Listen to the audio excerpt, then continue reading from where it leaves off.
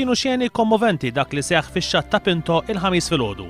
Wara jiem jistennew biex jitilqu mill-Libja minħabba l-kriżi f'dan il-pajjiż, familja Sirjana li ġiet evakwata mill-Libja lejn pajjiżna jiltaqgħu ma' qarib tagħhom mill-Iżvizzera f'Malta.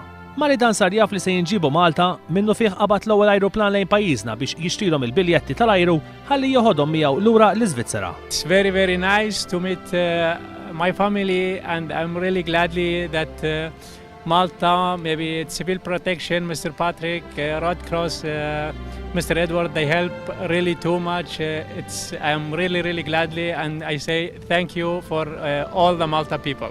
Komplew jaslu f'pajjiżna aktar persuni li qegħdin jiġu evakwati mill-Libja. Il-ħamis filgħodu daħal fil-port il-kbir vapur tas-Soċjetà tas-Salib l-Aħmar bi grupp ta' Ukrajni u Sirjani fosthom żewġ titfal żgħar. Il-bastiment tas-Soċjetà tas-Salib l-Aħmar is-Sant Antoine Marie wasal Malta wara vjaġġ ta' kważi 24 siegħa mill-port ta' Miżrata. Dan il-bastiment mar il-Libja bi kważi 80 tunnellata ta' għajnuna umanitarja fosthom ikel, ħalib, pasta, mediċina u ilma.